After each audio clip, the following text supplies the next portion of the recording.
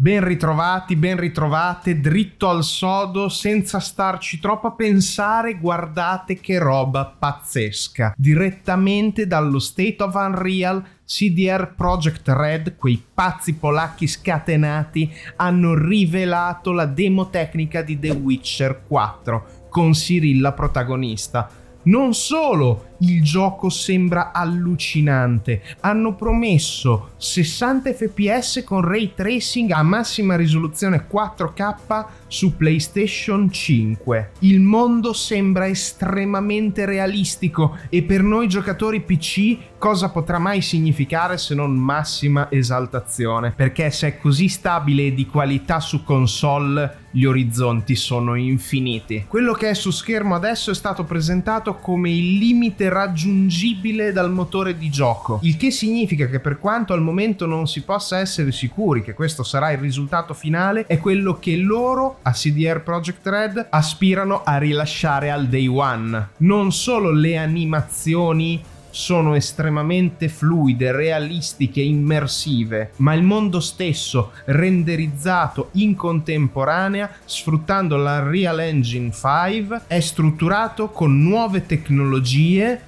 Non mi addentro troppo in tecnicismi di Unreal che sono stati rivelati, ma che riguardano la renderizzazione al minimo dettaglio, definita una nanotecnologia addirittura, un nano rendering del fogliame e dell'atmosfera. Qui stiamo parlando di sistemi innovativi per mantenere le prestazioni aumentando al massimo la qualità grafica e l'immersione in gioco. Va bene, lato tecnico c'era tanto da dire a riguardo, è vero, ma cosa invece in merito al gioco in sé? Anche se stanno facendo intendere che il gioco sta arrivando quest'anno, avremo The Witcher 4 prima di GTA 6, non è stato fatto nessun annuncio sulla data precisa. E soprattutto è stato rivelato che la regione che stiamo guardando all'interno di questa demo showcase è quella di Kovir, dove Triss Merigold voleva scappare da Novigrad a Kovir, se qualcuno ha memoria di The Witcher 3 Wild Hunt. Il Kovir è la regione più a nord delle terre in cui è ambientata la saga di Geralt, e Cirilla come protagonista viene identificata come una Witcheress, quindi una signora Witcher. Le implicazioni sui vari finali possibili di Wild Hunt e la lore generale del mondo di Sapkowski ancora non sono ben chiare. Cirilla è una Witcher perché ha superato la prova delle erbe o perché è la signora del tempo e dello spazio? Non lo sapremo fino a che non giocheremo il titolo. Ci viene presentato anche un villaggio ricco di svariati NPC, è un mondo vivo e ci viene commentato dal presentatore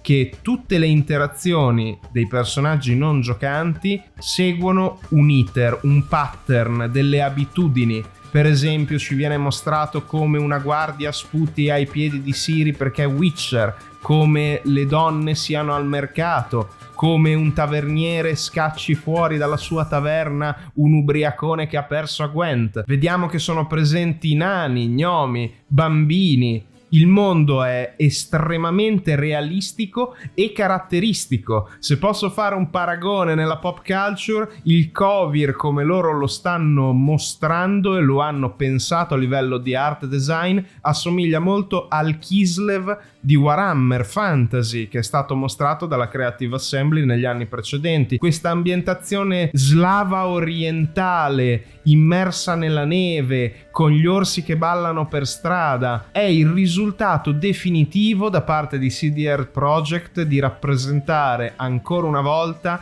il mondo di Andrei Sapkowski in modo originale ed immersivo. Lo stesso personaggio di Cirilla pare essere caratterizzato a livello eccelso anche dalla doppiatrice, non solo dal modello di gioco. Ogni dettaglio che ci viene presentato racconta una storia. Io sono emozionato, basito da quello che ci è stato mostrato e ho una speranza fervente, quasi fanatica oserei dire, che arriverà un prodotto spaziale assoluto di una bellezza ineguagliabile. E sì, sono un fanboy e questa Cirilla è esattamente quello che volevo vedere. È l'evoluzione diretta di un personaggio che abbiamo imparato ad amare e che ameremo sempre di più.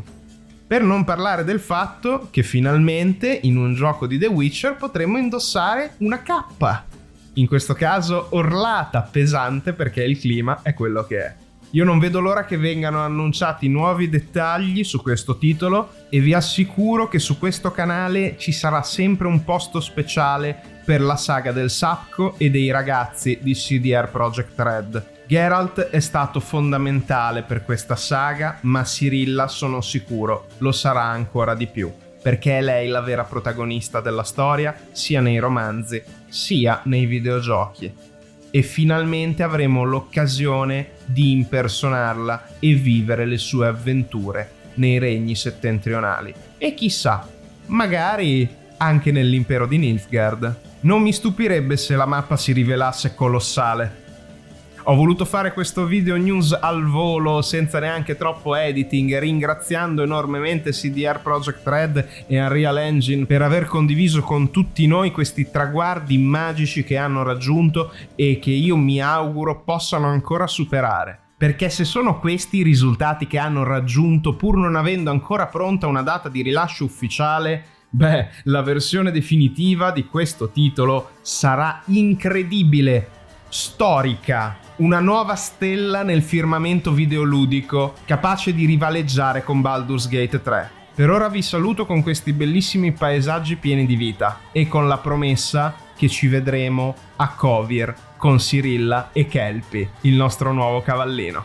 Tiranno matto out. Da questo video breaking news molto alla bene meglio, perché bisognava farlo, bisognava dirlo. Questo è quanto, alla prossima avventurieri ed avventuriere.